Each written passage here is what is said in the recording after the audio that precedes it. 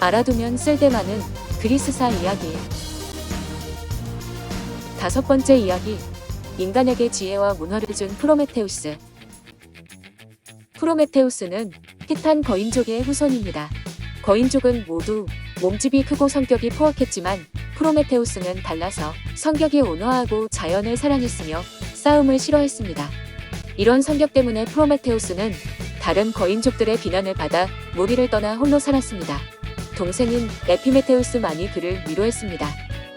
제우스가 아버지 크로노스의 권력을 빼앗을 때 티탄 거인족은 제우스를 비난하며 복종하지 않았습니다. 크로노스의 티탄 신족과 제우스의 올림포스 신족 사이에 벌어진 전쟁이 올림포스 신족의 승리로 끝난 후 프로메테우스의 형제들은 운명이 엇갈렸습니다.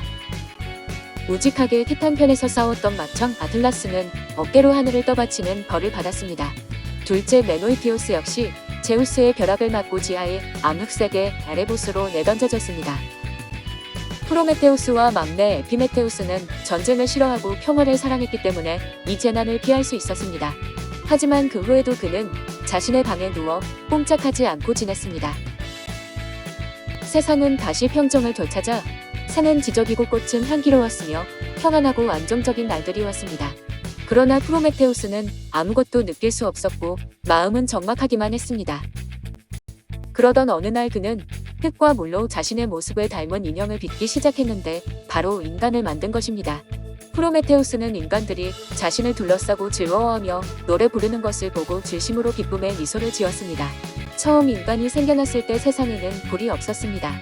인간들은 어둡고 차가운 동굴 안에서 생활했고 사냥을 해도 불이 없어서 익히지 못하기 때문에 칼과 피까지 날 것으로 먹어야 했습니다. 날고기를 먹고 추운 밤 공기에 노출되어 각종 질병에 시달리는 인간들의 고충은 말로 다할 수 없었습니다.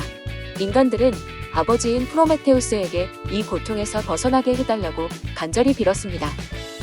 프로메테우스는 자신의 자식들이 이런 고통을 겪는 것이 마음 아팠습니다. 그는 제우스를 찾아가 인간들에게 불씨를 내려달라고 간청했지만 제우스는 냉정하게 그의 부탁을 거절했습니다. 프로메테우스는 몰래 대장장이 신 헤파이스토스의 작업실로 가서 불씨를 훔쳐서 불씨를 속이 빈 갈대 대롱에 숨겨서 인간들에게 가져다 주었습니다. 이날부터 인간들은 불을 사용할 수 있게 되었습니다.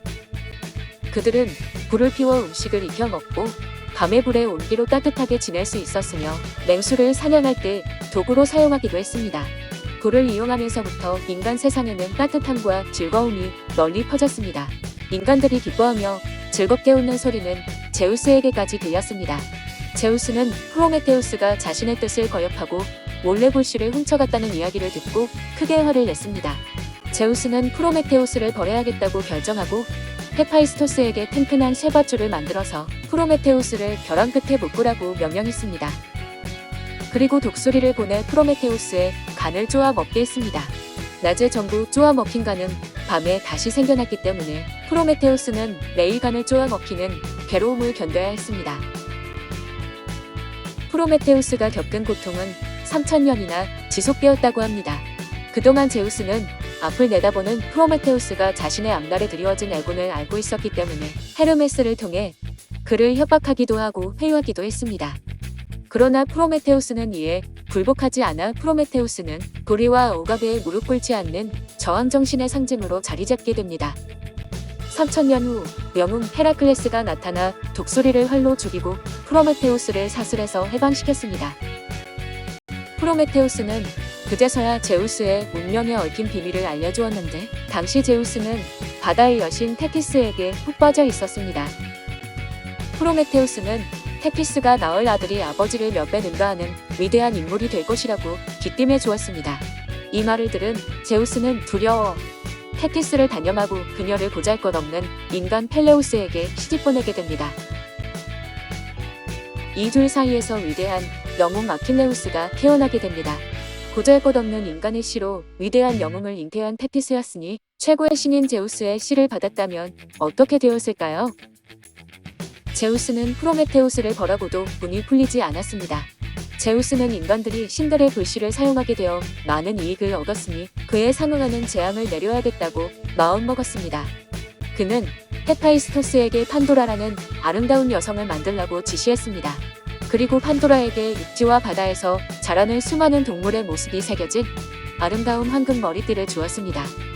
아테나는 그녀에게 은백색의 옷을 입히고 아름다운 자수가 놓인 베일을 씌웠고 싱싱한 꽃을 풍성하게 엮어서 아름다운 화환을 만들어 머리에 씌워 주었습니다. 헤르메스는 그녀에게 설득력 있는 말솜씨를, 아프로디테는 그녀에게 아름다움과 교태를, 아폴로는 음악을 각각 주었습니다. 제우스는 아름다운 판도라를 프로메테우스의 동생 에피메테우스에게 보냈습니다. 프로메테우스는 동생에게 제우스한테는 어떤 선물도 받지 말라고 경고한 적이 있었지만 판도라의 아름다운 외모에 사로잡힌 에피메테우스는 제우스의 선물을 받았습니다. 그런데 이 에피메테우스의 집에는 단지가 하나 있었는데 안에는 몹쓸 것들이 들어있었습니다. 판도라와 결혼한 에피메테우스는 판도라에게 상자를 열어보지 말라고 당부했습니다. 그러나 호기심이 많은 판도라는 남편이 집에 없는 틈을 타 몰래 상자를 열어보았습니다. 그 순간 각종 재난과 질병이 하나씩 상자 밖으로 빠져나왔습니다. 이때부터 인간 세상에는 고통이 생겨나는데 판도라는 깜짝 놀라서 급히 상자를 닫았고 그 속에는 희망만 남았습니다. 이래서 판도라의 상자는 재난의 근원이라는 의미를 띠게 되었습니다. 그리고 오늘날에 이르기까지 어떤 횡액을 당해도 희망만은 버리지 않는 것은 이 때문입니다. 우리가 이 희망을 버리지 않는 한 어떤 횡액도 우리 존재의 뿌리를 흔들 수 없는 것입니다. 시간이 지나면서 인간들은 아버지 프로메테우스의 가르침을 잊어버리고 차츰 잔혹하고 폭력적으로 변하고 타락하기 시작했습니다. 제우스는 인간들을 더욱 괴롭힐 방법을 궁리하다 대홍수를 일으켜 인간들을 몰살했습니다. 이 대홍수에서 프로메테우스의 아들인 데우칼리온과 그의 아내 피라만이 살아남았습니다. 그들은 배를 타고 9날 9밤을 표류하다가 물 위에 툭 튀어나온 육지를 발견하고 그곳에 정착해서 살기 시작했습니다. 세상에 둘만 덩그러니 남은 데우칼리온 부부는 어떻게 하면 활기 넘치는 인간 세상을 다시 만들 수 있을지 고민했습니다. 그들은 제우스에게 인간의 수가 많아지는 방법을 물었는데 제우스는 이때 대홍수를 일으킨 것을 후회하던 중이었습니다. 게다가 데우칼리온과 피라가 대홍수를 일으킨 자신을 원망하지 않고 육지를 찾자마자 바로 제사를 올린 것에 감동했습니다. 제우스는 데우칼리온에게 돌덩어리를 하나 들고 어깨 뒤로 던져서 땅에 떨어뜨리라고 일러주었습니다. 데우칼리온 부부는 제우스가 알려준 대로 계속해서 돌을 어깨 뒤로 던지자 데우칼리온이 던진 돌은 남자로 변했고 피라가 넘긴 돌은 여자로 변했습니다. 후에 데우칼리온과 피라는 헬렌이라는 아들을 낳았는데 이 헬렌이 바로 그리스인들의 조상입니다. 그럼 여기서 밀턴의 신라권 제4편의 내용을 잠깐 보겠습니다. 신들이 저 나름대로 한 가지씩 선물을 안겨주었던 저 판도라보다 훨씬 사랑스러운 이분. 오, 너무나도 닮은 슬픈 사건이야. 헤르메스에 의해 그때 야벳의 어리석은 아들 있는 곳으로 간 판도라는 그 아름다운 자태로 인류를 홀리고 제우스의 진짜 부를 훔친 자에게 복수한 것이다. 이번엔 바이런의 프로메테우스 1절 및 3절을 보겠습니다. 티타니아, 인간의 고통이 슬픈 현실이었어도 신들이 능멸해도 좋을 것으로는 여기지 못하게 했던 불멸의 눈을 가진 이여, 인간에 대한 그대의 연민이 어떤 보상으로 돌아왔던가. 침묵의 고통, 견디기 어려운 고통, 바위, 독수리, 그리고 사슬, 잘난치 않은 자가 맛볼 수 있는 고통, 그들에겐 어림없는 번민, 질식시킬 듯한 낭패. 그대의 신성한 죄는 인간에 대한 사랑, 그것은 그대가 들려준 교훈으로 인간은 비로소 비참한 경험을 줄이고 인간을 제정신으로 강화할 수 있었다. 그러한 노력은 하늘의 이름으로 좌절당했으나 그대의 끈질긴 인내로 이겼으니 하늘도 땅도 어찌할 수 없었다. 그대 불굴의 정신이 보여준 끈기와 저항에서 우리는 큰 가르침을 받는 것이다. 여섯 번째 이야기, 미군과 미노타우로스로 이어집니다.